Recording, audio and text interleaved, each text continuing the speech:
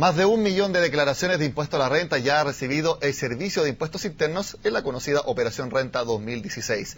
Las devoluciones se extenderán entre el 13 y el 30 de mayo, pero también es muy importante conocer si es que hay algunos riesgos, si es que hay problemas y cuáles son estos. Para eso nos acompaña el gerente general de Internet, Pablo Mateluna. Gracias por estar en CNN Chile. Muchas gracias, Nicolás, por invitarme. Bueno, la Operación Renta es algo conocido por todos, porque todas las personas que, por ejemplo, emiten boleta o que tienen, obviamente, un lugar complementario, tienen que hacer este proceso, el formulario 22, ya bastante conocido. Ahora, ¿es tan conocido por todos o también hay algunos problemas, algunos potenciales peligros que puede haber de fraude que quizás no los conocemos tanto? ¿Cuál es la experiencia que tienen ustedes, Pablo?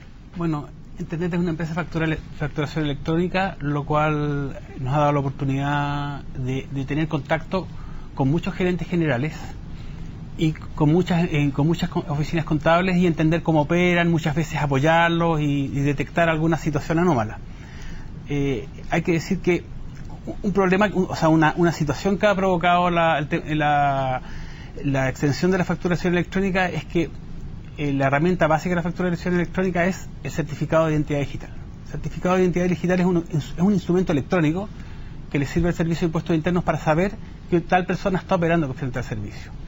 El problema es que muchas veces este instrumento, digamos por una cuestión de operatividad, el gerente general, que es el titular de la empresa, va y lo entrega a otras personas, y ese mismo instrumento es el que se puede usar, por ejemplo, para hacer la declaración del propio gerente general. ¿Esta certificación digital entonces puede llegar a ser mal usada por otros? Mal usada por otros. O sea, es muy extendido en la práctica de las empresas, de decir, por ejemplo, hay 4 o 5 gerentes, cada uno tiene su certificado, y ese certificado es repartido a otras personas dentro de la empresa, o es entregado a veces a los contadores, a oficinas contables externas, para que hagan trámites en nombre de la empresa.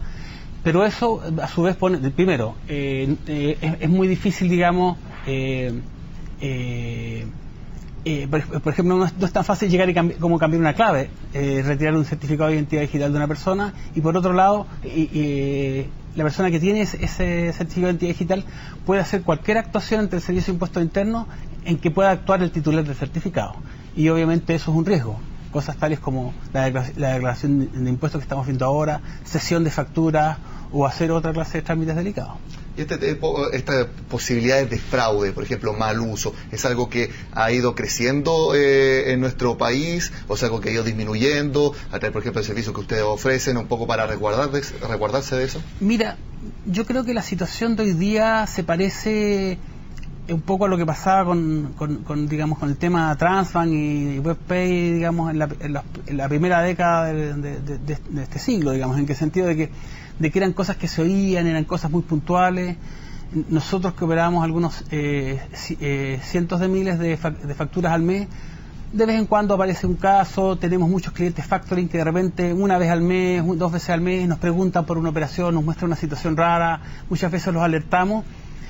Y en general esto nunca ha pasado, por ejemplo, a una denuncia, simplemente decir, no, mejor no tomo esa operación, no compro ese documento, cosas así.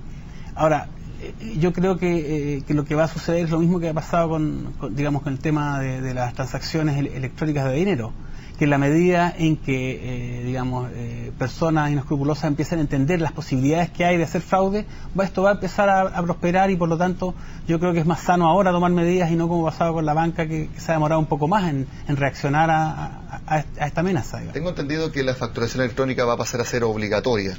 Correcto. En ese sentido, por ejemplo, si alguien es dueño de alguna pyme que nos está escuchando, nos está viendo y tiene que facturarse electrónicamente, ¿es algo que ayuda y hace más seguro? ¿Es algo que también hace más simple, por ejemplo, trámites como la operación renta de todos los años? A ver, la factura electrónica sin duda que ayuda, es una simplificación. Ahora, por otro lado, uno debería decir, mira, la facturación electrónica es un hecho hoy día, no tiene mucho sentido preguntarse si ayuda o no. Yo diría que la pregunta más importante es cómo aprovecho esta situación que es un hecho de la mejor manera posible.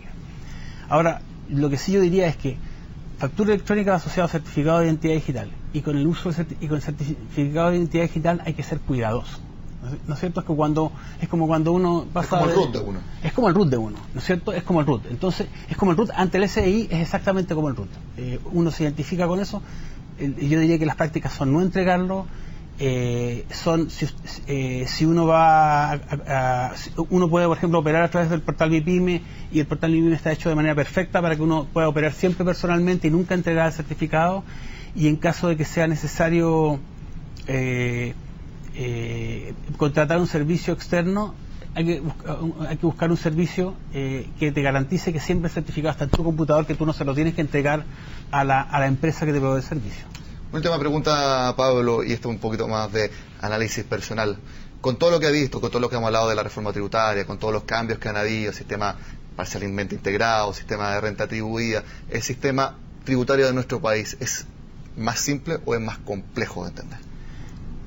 Mira, yo directamente no soy un experto tributario. Lo que yo puedo decir es que sí soy una persona que trabaja mucho con los contadores, y los contadores lo están viendo más complejo.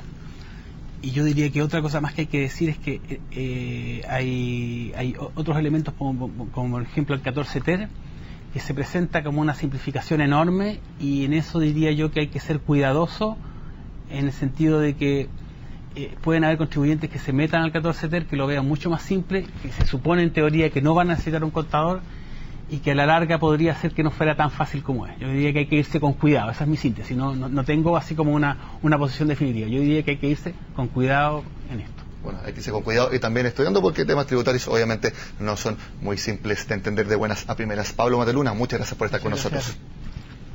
Hacemos una pausa y ya volvemos con más informaciones.